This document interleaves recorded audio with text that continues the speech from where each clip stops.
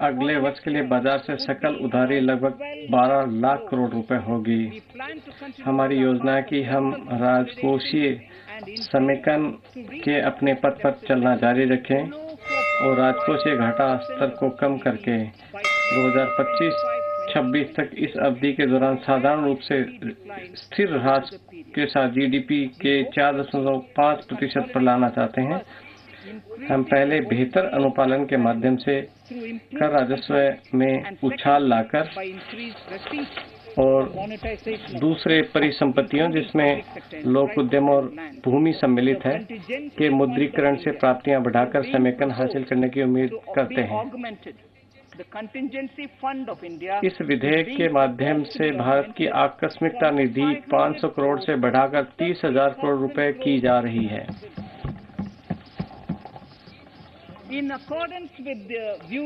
15वें वित्त आयोग के अभिमत के अनुसार हम राज्यों के लिए निवल उधारी की सामान्य उच्चतम सीमा सकल राज्य घरेलू उत्पाद के 4% पर नियमित करने की अनुमति दे रहे हैं। इस उच्च सीमा का एक हिस्सा वृद्धि परक पूंजीगत व्यय पर खर्च करने के लिए निर्दिष्ट किया जाएगा। जीएसडीपी के 0.5% के बराबर की अतिरिक्त उधारी उच्च सीमा के शर्तों के अधीन दी जाएगी। राज्यों से अपेक्षा की जाएगी कि 2023-24 का राजकोषीय घाटा जीएसडीपी के 3% तक लेके आए, जैसा कि 15वें वित्त आयोग द्वारा सिफारिश की गई थी। जुलाई 2019-20 बजट में मैंने अतिरिक्त बजटीय संसाधनों पर कथन 27 पेश किया था। उसमें सरकारी एजेंसियों की उन उधारियों का खुलासा किया गया था जो भारत सरकार की योजनाओं के वित्त पोषण की दिशा में जाती हैं। I enhanced the scope and coverage of that statement by including the loans provided by government to the FCI, the Food Corporation of India. अपने 2020-21 के बजट में मैंने सरकार द्वारा भारतीय खाद्य निगम को दिए गए ऋणों को शामिल करके कथन के स्कोप और कवरेज का विस्तार कर दिया था।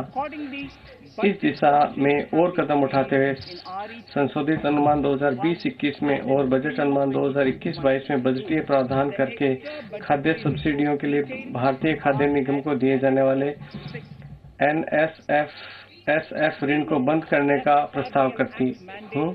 अतिरिक्त बजटीय संसाधन विवरण अनुबंध 6 पर दिए गए हैं। हम जानते हैं कि एफआरबीएम अधिनियम निर्देशित करता है कि जीडीपी के 3% के बराबर राजकोषीय घाटा 31 मार्च 2020-21 तक हासिल किया जाए। इस वर्ष के अभूतपूर्व एवं अप्रत्याशित परिस्थितियों को ये जरूरी बना दिया है कि एफआरबीएम अधिनियम की धारा 4, 5 और 7, 3 ख के अंतर्गत विचलन कथन प्रस्तुत किया जाए, जिसे मैं एफआरबीएम दस्तावेज के भाग के रूप में सभा के पटल पर रख रही हूँ। सामान्य वर्ग, जिससे पहले मैंने उल्लेख किया है, के साथ केंद्रीय सरकार के राजकोषीय घाटे को उपार्जित करने के लिए मैं एफआरबीएम अधिनियम में संशोधन पेश करूंगी। अध्यक्ष महोदय, 9 दिसंबर 2020 को 15वें वित्त आयोग ने 2021 से 26 की समयावधि को कवर करते हुए अपनी अंतिम रिपोर्ट राष्ट्रपति जी को प्रस्तुत कर दी है। सरकार ने आयोग की रिपोर्ट राज्यों का ऊर्ध्वमुखी हिस्सा 41% पर बरकरार रखते हुए व्याख्यात्मक टिप्पणियों के साथ संसद में रख दी है।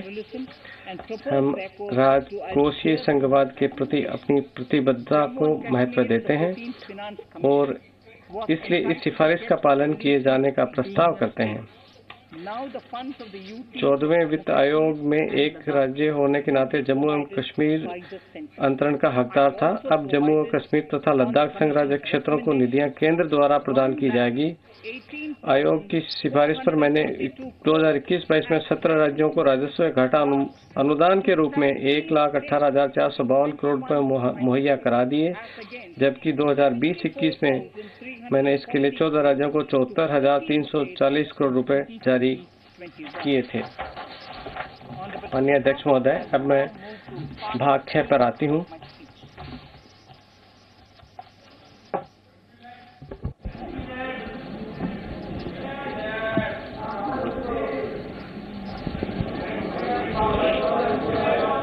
Honorable Speaker. माननीय अध्यक्ष महोदय, इस समय दुनिया महामारी के चलते एक बहुत ही गंभीर चुनौती और परिणामी आघात से जूझ रही है। ऐसे कठिन समय में जब अधिकांश अर्थव्यवस्थाएं पटरी पर आने के लिए संघर्ष कर रही हैं, हमारे लोगों और उद्योगों ने असाधारण समुत्थान शक्ति का प्रदर्शन किया है। जैसा कि मैंने पहले ही कहा, महामारी के बाद विश्व में नई व्यवस्था उभरती प्रतीत होती है, जिसमें एशिया प्रमुख हैसियत से काबिज होने वाला है और इसमें भारत की अग्रणी भूमिका रहेगी। इस परिदृश्य में हमारी कर प्रणाली को पारदर्शी, कुशल होना है और उसे देश में निवेश और रोजगार बढ़ावा देना है। साथ ही हमारे करदाताओं पर कम से कम बोझ डालना हो वो चाहिए।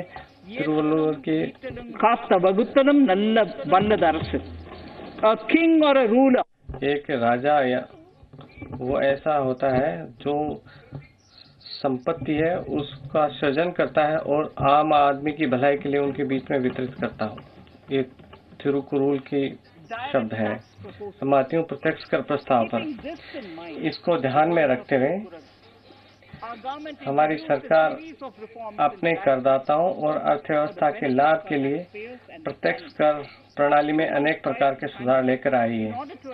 महामारी से पहले इसके साथ बिना किसी जुड़ाव के हमने अपने निगम कर की दर काफी कम कर दी थी, जिससे ये दुनिया में निगम की न्यूनतम दर वाले देशों में शामिल हो गया। लाभांश वितरण पर भी समाप्त कर दिया गया था। छोटे करदाताओं पर कराधान का बोझ बढ़ती छूटों के चलते कम हुआ और वर्ष 2020 में आयकर रिटर्न भरने वालों की संख्या में अप्रत्याशित बढ़ोतरी के साथ 6.48 करोड़ पहुंच गई। वर्ष 2014 में यह संख्या मात्र 3.31 करोड़ थी। प्रत्यक्ष कर प्रशासन में हमने पहले से फेसलेस असेसमेंट और फेसलेस अपील शुरू की। मेरा प्रयास है कि प्रशासन अब वाद विवाद और सरल संरचना बनाने और कर अनुपालन को सहज बनाने की ओर है। अब मैं अपने वरिष्ठ नागरिकों के राहत पर मैं अपने प्रत्यक्ष कर प्रस्ताव की शुरुआत अपने वरिष्ठ नागरिकों को प्रणाम करते हुए करती हूँ। अब हम देश की स्वतंत्रता के 75वें वर्ष में जब हम नए जोश और उत्साह के साथ राष्ट्र निर्माण में लगे हुए हैं, हमारे वरिष्ठ नागरिक जो 75 वर्ष से अधिक आयु के हैं, उनको जिनका केवल पेंशन ही है और कर अनुपालन का बोझ कम करना चाहती हूँ। जिन वरिष्ठ नागरिकों के पास वेतन और ब्याज से होने वाली आय है, उनके लिए मैं उन्हें आयकर विवरणी दर्ज करने से छूट प्रदान करने का प्रस्ताव करती हूँ। भुगतानकर्ता बैंक उनकी आय पर आवश्यक कर की कटौती कर लेगा। से समय कम लगेगा। ये महत्वपूर्ण घोषणा है। माननीय अध्यक्ष महोदय, वर्तमान में एक आकलन है कर निर्धारण प्रक्रिया 6 वर्ष तक और गंभीर कर धोखाधड़ी के मामले में 10 वर्ष तक पुनः खोली जा सकती है। इसके परिणाम स्वरूप करदाताओं को लंबे समय तक अनिश्चितता की बीच रहना पड़ता है। इसलिए मैं कर निर्धारण प्रक्रिया को पुनः खोलने की समय सीमा को मौजूदा 6 वर्ष से घटाकर 3 वर्ष करने का प्रस्ताव करती हूँ। कर अपवंचन के गंभीर मामलों में भी केवल जहां 1 वर्ष में 50 लाख रुपया उससे अधिक की आय को छिपाने का साक्ष्य है, कर निर्धारण को 10 वर्ष तक पुनः खोला जा सकता है।